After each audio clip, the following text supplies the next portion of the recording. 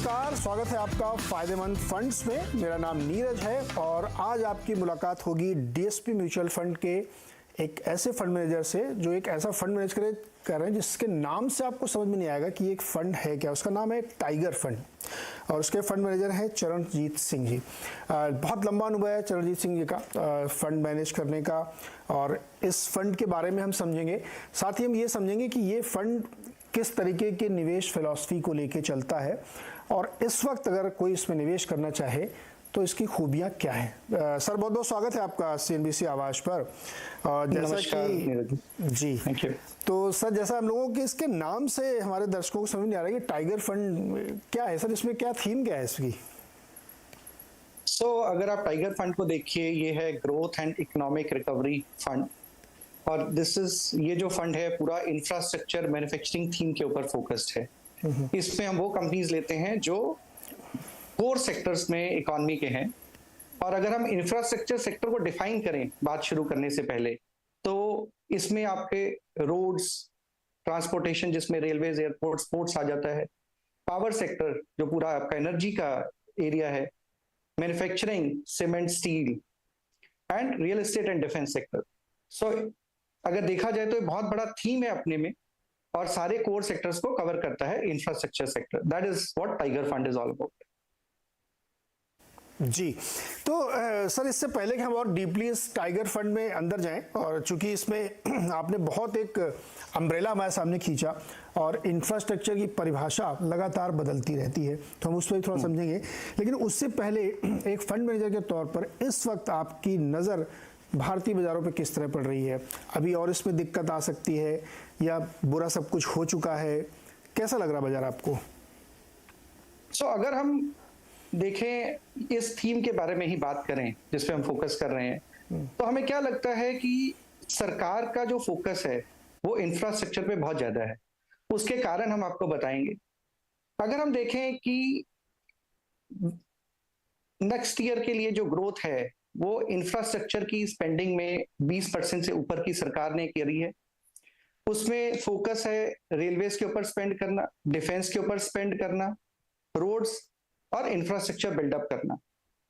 Despite कि ये election year है, मगर सरकार का जो है पूरा फोकस इंफ्रास्ट्रक्चर स्पेंडिंग और जॉब क्रिएशन पे है। तो हम देख रहे हैं कि इन सेक्टर्स में कंपनीज जो हैं वो बहुत अच्छा परफॉर्म करती रहेंगी और उनकी ऑर्डर इनफ्लो और अर्निंग्स ग्रोथ इस कारण से स्ट्रांग रहेगी। ओके, तो सिंह साहब, जैसा हमने कहा कि इंफ्रास्ट्रक्चर एक बहुत अपने आप में बहुत बड़ा शब्द है, इसमें वो सब कुछ आ जाता जो अभी आपने जिक्र भी किया और हम लोग सोचें। लेकिन क्या समय के साथ इंफ्रास्ट्रक्चर की डेफिनेशंस बदलती रहती हैं, नए सेक्टर्स इंक्लूड रहते हैं? जैसे ट्रेडिशनली है कि कंस्ट्रक्शन होगा, सड़कें बनेंगी, गांव में सड़कें बनेंगी, स्टील को भी उसमें शामिल कर लिया, इस तरह की बहुत सारी चीज़ें होती हैं। लेकिन क्या नए सेक्टर्स, नई थीम्स या नई चीज़ें भी इसमें शामिल होती? क्योंकि इंफ्रास्ट्रक्चर अपने आप में एक बहुत ही वेग टर्म मानता हूँ मैं। हाँ, ये बहुत इंपॉर्टेंट क्वेश्चन है, क्योंकि जैसे आप बोल रहे हैं कि पिछले जो साइकिल में और इस साइकिल में क्या क्या नए सेक्टर ऐड हुए। अगर हम वही देखें तो पिछले साइकिल में जब हम 2003 से 2007 का सुपर कैपेक्स साइकिल हमने इंडिया का देखा, तब हमने देखा पावर, टेलीकॉम, सीमेंट, स्टील, ये सेक्टर्स थे जिन्होंने रिकवरी को लीड किया और सेक्टर को बहुत ग्रोथ दी। अगर हम देखते हैं अब फिर से, तो रेलवेज एक बहुत बड़ा सेक्टर उभर के आ रहा है जिसमें सरकार का फोकस इतना ज्यादा है कि अगर हम 2012 में देखें, जहां पे हम 50,000 करोड़ साल का स्पेंड कर रहे थे रेलवेज में, आज की डेट में हम अगले साल बात कर रहे हैं 3 लाख करोड़ का खर्चा उसमें करने का। डिफेंस एक बहुत बड़ा ड्राइवर बन के आ रहा है, क्योंकि डिफेंस में अगर हम देखें, India globally among the second largest defence importer है। गवर्नमेंट ने अभी ये बैन कर दिया है कि हम डिफेंस का इक्विपमेंट बाहर से सोर्स नहीं करेंगे। उसके कारण हमें लगता है कि जो डिफेंस के पीएसयूज हैं और डिफेंस की जो भारतीय कंपनियां हैं, उनके लिए अपॉर्चुनिटी बहुत बड़ी बढ़ गई है, और ये एक ड्राइवर है जो पिछले साइकिल में नहीं था। तीसरा, मैन्युफैक्चरिंग जो बन के एक बहुत बड़ा सेक्टर उभर रहा है इंडिया मार्केट के लिए। उसका रीजन है दो चीजें, विच इज कॉल्ड, एक तो चाइना प्लस वन स्ट्रैटेजी और एक है यूरोप प्लस वन स्ट्रैटेजी। हमें कोविड में ये समझ में आया कि हम सिर्फ चाइना के ऊपर डिपेंड नहीं कर सकते अपनी मैन्युफैक्चरिंग के लिए।